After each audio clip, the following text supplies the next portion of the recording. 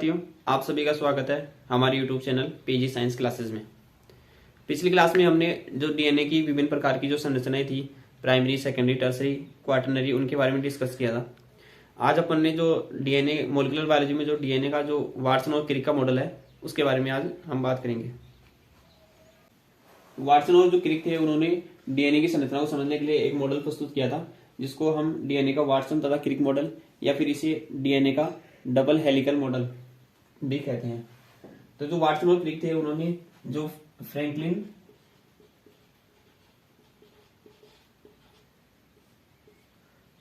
और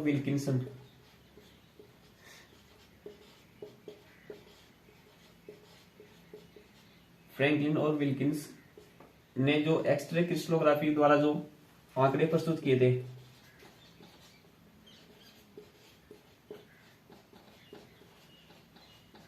x ray crystallography, इस technique के द्वारा उन्होंने जो फ्रैंकलिन और विल्किंसन ने कुछ डेटा प्रस्तुत किए थे, उनके आधार पर जो वाटसन और क्रिक थे, उन्होंने डीएनए का डबल हेलिकल मॉडल प्रस्तुत किया था। तो वाटसन और क्रिक मॉडल के आधार पर उन्होंने जो इसके डेटा प्रस्तुत किए, उन्होंने बताया कि डीएनए की जो एक हेलिक्स होती है, हेलिक्स पिच जिसको बोलते हैं,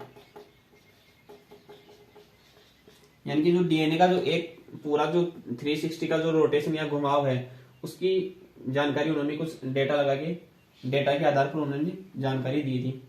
ये जो एक जो इसका हेलिक्स पिच होता है, उसकी लंबाई जो होती है वो 34 एंगस्ट्रॉम होती है, और इसके अंदर 10 बेस पेयर इसमें शामिल होते हैं। जो 10 बेस पेयर होते हैं, इसमें अनुवाद की जो डीएनए जो होता है वो न्यूक्लियोटाइडों का बहुलक होता है। तो इसमें जो न्यूक्लियोटाइड्स होते हैं, आपस में ये डबल चेन के द्वारा जो हाइड्रोजन बंध होते हैं, उनके द्वारा ये ज्वाइन होकर के एक जो द्विलड़ी होती है डीएनए की, उसका निर्माण करते हैं। तो इसके अंदर जो होते हैं वो 10 बेस पेयर पाए जाते हैं एक घुमाव के अंदर। जो डीएनए का एक घुमाव होता है, यानी कि प्रति घुमाव के अंदर 10 बेस पेयर पाए जाते हैं, और इसलिए हम हेलिक्स पिच बोलते हैं इस एक घुमाव को। और इस घुमाव की जो लंबाई होती है वो 34 एंगस्ट्रॉम के लगभग होती है। आगे इसमें जो डीएनए का जो इसका जो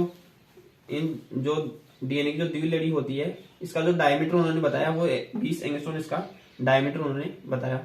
और इस डीएनए के अंदर जब ये टर्न करता है, तो इसमें एक कुछ ग्रूव्स बनते हैं, यानी कि खांच का निर्माण होता है। उस खांच को, दो प्रकार की खांचें यहाँ पे, एक माइनर ग्रूव होती है और एक मेजर ग्रूव होती है, यानी कि एक मुख्य होती है, थोड़ी सी उससे थोड़ी सी कम खांच बनने वाली, जिसको माइनर ग्रूव बोलते हैं हम। तो एक मेजर खांच बनती है प्रत्येक घुमाव में, और एक माइनर खांच का निर्माण होता है। और ये जो हेलिक्स पिच थी, हमने बात की थी, इसमें 10 बेस पेयर होते हैं, और इसकी जो लंबाई होती है वो 34 एंगस्ट्रॉम होती है। तो जो इसमें 10 बेस पेयर होते हैं और 34 एंगस्ट्रॉम इसकी लंबाई होती है, तो जो दो आपस में जो पास वाले जो दो बेस पेयर होते हैं, इनके बीच की जो दूरी होती है, उसको हम एक्सियल राइज या अक्षीय ऊंचाई इसको कहते हैं, अक्षीय ऊंचाई। और इस अक्षीय ऊंचाई का जो मान होता है वो 3.4 एंगस्ट्रॉम के करीब होता है। और ये जो दो बेस पेयर होते हैं, दो बेस पेयर के बीच में जो ये जब डीएनए 360 घुमाव रोटेट करता है, तो इसके बीच में जो बनने वाला जो दो बेस पेयर होते हैं, इनके बीच में जो बनने वाला जो बंध होता है या बनने वाला जो कोण होता है, वो 6 डिग्री का होता है। इसको हम बेस पेयर टिल्ट के नाम से जानते हैं। ये जो बेस पेयर जो घूमते हैं, उसको बेस पेयर टिल्ट बोला जाता है। तो जो बेस पेयर घूमते हैं वो 6 डिग्री से घूमते हैं। जो डीएनए में पाए जाने वाले जो बेस जो होते हैं, वो हमने पता है कि इसमें जो एडेनिन, ग्वानिन, थाइमिन और साइटोसिन, यानी कि 4 प्रकार के जो नाइट्रोजनी बेस होते हैं, उनके आधार पर इसमें जो न्यूक्लियोटाइड्स होते हैं वो 4 प्रकार के होते हैं। और इन्हीं न्यूक्लियोटाइड के आपस में जुड़ने से डीएनए का निर्माण होता है। और जब दो लड़ी आपस में जुड़ती है, तो इनके बीच में जो नाइट्रोजन बेस होते हैं, इसके बीच में होते हैं। हमने बात की थी जो ये छड़िया में जिसका बेस या रीढ़ की हड्डी जो दिखाई दे रही है, इसमें हमने बात की थी, इसके अंदर शुगर के मॉलिक्यूल और फॉस्फेट के मॉलिक्यूल पाए जाते हैं एकांतर क्रम में। और ये जो बीच में आपको दिखाई दे रहे हैं, ये हाइड्रोजन बंध है। और ये हाइड्रोजन बंध जो होते हैं वो नाइट्रोजन क्षार के बीच में बनते हैं। तो ये जो नाइट्रोजन क्षार होते हैं 4 प्रकार के होते हैं डीएनए में, एडेनिन, ग्वानिन, थाइमिन और साइटोसिन। जिनमें एडेनिन और ग्वानिन जो होते हैं वो प्यूरिन्स होते हैं, और जो थाइमिन्स और साइटोसिन होते हैं ये पिरिमिडिन कहलाते हैं। तो इनके बीच में आपस में द्विलड़ी के बीच में इनमें आपस में हाइड्रोजन बंध के द्वारा ये द्विलड़ी का निर्माण होता है, और इससे डीएनए का जो डबल हेलिकल संरचना होती है वो बनती है। इसको हम डीएनए की सेकेंडरी संरचना भी बोलते हैं। और ये जो एडेनिन और ग्वानिन, जो नाइट्रोजन क्षार होते हैं, इन नाइट्रोजन क्षारों के बीच में जो बंध पाए जाते हैं, ये हाइड्रोजन बंध होते हैं। और ये 2 प्रकार के बंध इन्हीं में पाए जाते हैं। जो एडेनिन और थाइमिन होता है इनके बीच में डबल हाइड्रोजन बंध पाया जाता है, जबकि जो ग्वानिन और साइटोसिन होते हैं इनके बीच में ट्रिपल हाइड्रोजन बंध का निर्माण होता है। वाटसन और क्रिक ने जो डीएनए के मॉडल में जो विभिन्न प्रकार के जो ये डेटा दिए हुए हैं, जैसे 2 बेस पेयर के बीच की दूरी जो होती है वो 3.4 एंगस्ट्रॉम होती है। तो इसके आधार पर जो होता है हम डीएनए की जो हमारे जो शरीर के अंदर हमारी कोशिकाओं में पाई जाने वाली जो डीएनए होता है उसकी लंबाई भी हम इससे निर्धारण कर सकते हैं। जैसे हमें पता है कि जो हमारा ह्यूमन जीनोम होता है, जो ह्यूमन जीनोम जो होता है उसकी जो लेंथ होती है वो 3×10⁹ बेस पेयर उसकी टोटल लंबाई होती है। यानी कि इतने बेस पेयर उसमें जो ह्यूमन जीनोम होता है, जो मानव का जीनोम होता है, यानी कि हमारी जो कोशिकाएं होती है प्रत्येक सेल के अंदर जो डीएनए कंटेंट होता है उसकी जो मात्रा होती है वो 3×10⁹ बेस पेयर उसमें पाए जाते हैं। तो जो जीनोम जो शब्द होता है, जीनोम शब्द को हम जो अगुणित या जो हैप्लॉइड जो कंटेंट होता है डीएनए का उसके लिए हम इस्तेमाल करते हैं। जबकि हमें पता है कि जो ह्यूमन के अंदर या मानव के अंदर जो कोशिकाएं होती है वो डिप्लॉइड या द्विगुणित कोशिकाएं होती हैं। तो उन द्विगुणित कोशिकाओं के आधार पर ये जो कंटेंट होता है वो डबल हो जाएगा। तो 3×10⁹ बेस पेयर। और हमें पता है कि जो एक बेस पेयर जो 2 बेस पेयर होते हैं इनके बीच की जो दूरी होती है वो 3.4 एंगस्ट्रॉम होती है। 3.4 एंगस्ट्रॉम। एंगस्ट्रॉम को हमने मीटर में चेंज करना होगा तो -10 लगा दी। इसको हम सोल्व करेंगे तो यहां से ये करीबन 2 मीटर या 2.04 आएगा, यहाँ पे 2.04 मीटर के आसपास आएगा। तो ये जो हमारी जो प्रत्येक कोशिका में पाए जाने वाला जो डीएनए होता है उसकी लंबाई लगभग 2 मीटर के आसपास होती है। तो अभी जो हमने वाटसन और क्रिक के मॉडल की बात की थी, अब अपने उसकी थ्योरी की बात करते हैं।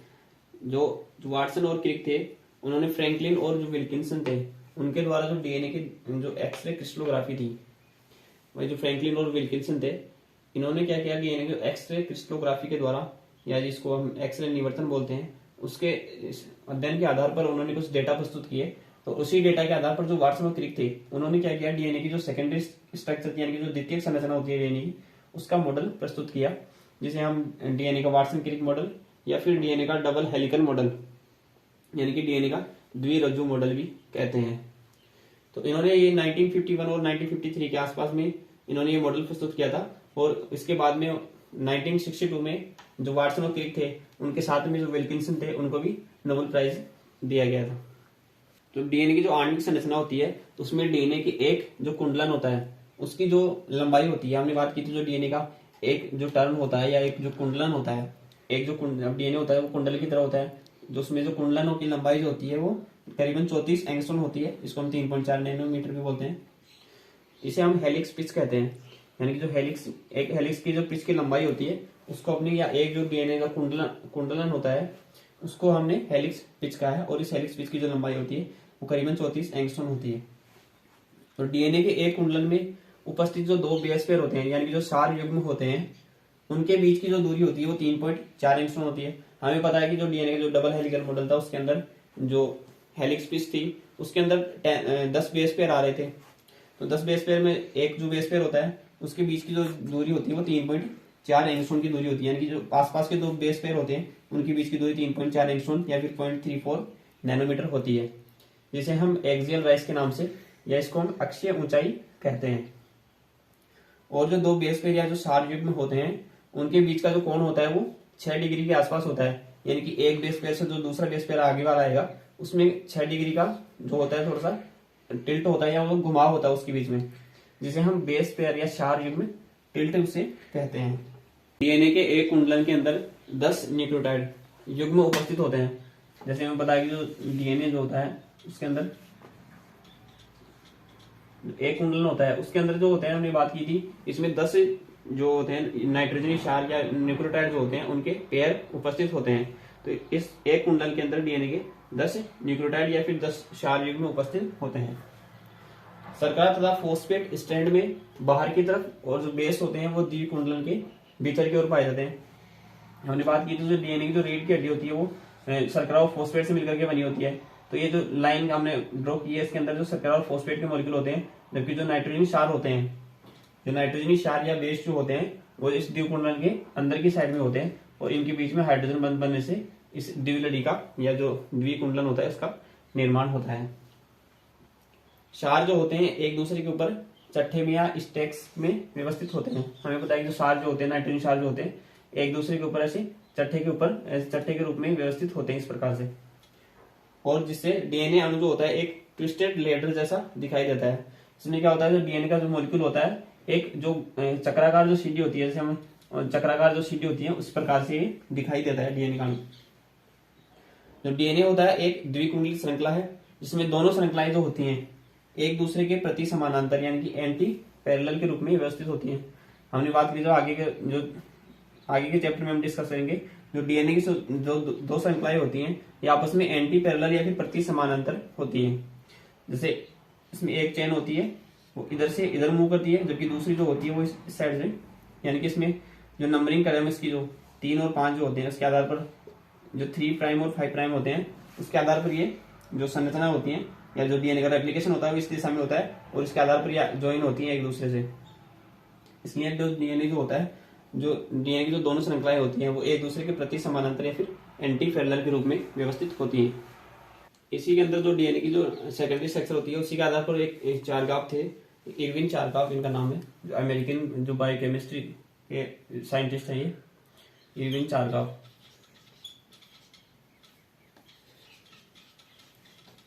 इन्होंने डीएनए के जो पीरियंस और पिरिमिडियन क्षारक होते हैं, जो प्यूरिन और पिरिमिडियन क्षारक होते हैं, उनके आधार पर कुछ डेटा प्रस्तुत किए। जो डबल स्टैंडर्ड डीएनए होता है उसके आधार पर कुछ इन्होंने डेटा प्रस्तुत किए, उनको हम चारगाफ के नियम के नाम से जानते हैं। तो इनका नियम क्या कहता है, किसी भी जो ऑर्गेनिज्म होता है, यानी कि कोई भी जो ऑर्गेनिज्म है या जीव है, उसके डीएनए के अंदर जो होते हैं, या हम बोले कि जो डबल स्टैंडर्ड जो डीएनए होता है उसके अंदर जो प्यूरिन क्षार होते हैं उनकी मात्रा जो होती है वो पिरिमिडिन क्षारों के बराबर होती है। यानी कि जो प्यूरिन्स होते हैं वो पिरिमिडिन क्षारकों के बराबर इनकी मात्रा डबल हेलिकल डीएनए या डबल स्ट्रैंड डीएनए के अंदर इनकी मात्रा जो होती है बराबर पाई जाती है। जो प्यूरिन्स और पिरिमिडिन्स होते हैं, हमें पता है कि जो डीएनए पाए जाने जो प्यूरिन्स होते हैं वो एडेनिन और ग्वानिन होते हैं, जबकि जो पायरिमिडिन्स होते हैं उनके अंदर थायमिन और साइटोसिन आता है। तो इन्हीं का यही जो होता है वो चारगाफ का नियम कहलाता है। यानी कि कोई भी जो डीएनए होता है या जो डबल स्टैंडर्ड डीएनए होता है उसके अंदर जो प्यूरिन्स और पिरिमिडिन्स होते हैं उनकी मात्रा बराबर होती है, यानी कि A+G = T+C। इसको हम दूसरे तरीके से जैसे A+G / T+C = 1 इस दूसरी फॉर्म में भी इसे लिख सकते हैं। ये जो दोनों होते हैं वो चारगाफ के नियम कहलाते हैं। इनके आधार पर जो होते हैं कई बार ऐसे क्वेश्चन आते हैं, जैसे किसी डीएनए के अंदर पाई जाने वाला जो एडेनिन है उसकी मात्रा 20% है, तो साइटोसिन की मात्रा कितनी होगी। तो इसके आधार पर हम बता सकते हैं कि जो एडेनिन होता है उसकी मात्रा 20% है, जो एडेनिन जो होता है वो थाइमिन के साथ भी बंध बनाता है, तो जो एडेनिन होगा 20% तो थाइमिन की मात्रा भी 20% होगी। इसके आधार पर हम बोल सकते हैं 20% तो एडेनिन और थाइमिन का होगा 40% तो, और बाकी का जो 60% या रिमेनिंग जो 60% है वो ग्वानिन और साइटोसिन होगा। तो जो 60% होगा उसमें से 30% ग्वानिन होगा और 30% साइटोसिन होगा। तो इसके आधार पर हम बता सकते हैं कि जो साइटोसिन होगा उस डीएनए के अंदर, उस डीएनए सैंपल में 30% की साइटोसिन उसमें पाया जाएगा। इसके कुछ जो चारगाफ नियम होता है उसके कुछ अपवाद भी हैं। तो जो अपवाद होते हैं इसके अंदर, जो एक तो हमारे जो जितने भी जो साइटोप्लाज्मिक जो ऑर्गेनल्स होते हैं, जैसे माइटोकॉन्ड्रिया होता है, क्लोरोप्लास्ट होता है, उनके अंदर क्या होता है डीएनए पाया जाता है। तो उस डीएनए के ऊपर जो माइटोकॉन्ड्रियल डीएनए या जो क्लोरोप्लास्ट में पाए जाने वाला जो डीएनए होता है उनके ऊपर ये नियम लागू नहीं होता है। और जितने भी जो सिंगल स्ट्रैंड वाले डीएनए होते हैं, सिंगल स्ट्रैंडेड डीएनए, उनके ऊपर ये नियम लागू नहीं होता है। और जो किसी भी प्रकार के जो आरएनए होते हैं, हम बात करते हैं जो टीआरएनए, एमआरएनए, आरएनए होते हैं, उनके ऊपर भी ये जो चारगाफ का नियम जो है ये लागू नहीं होता है। तो ये इसके अपवाद हैं, यानी कि माइटोकॉन्ड्रियल डीएनए जो क्लोरोप्लास्ट डीएनए होता है उसके अंदर, और कोई भी सिंगल स्ट्रैंड डीएनए होता है या फिर जो आरएनए होते हैं कोई किसी प्रकार के आरएनए, उनके अंदर ये चारगाफ का नियम लागू नहीं होता है।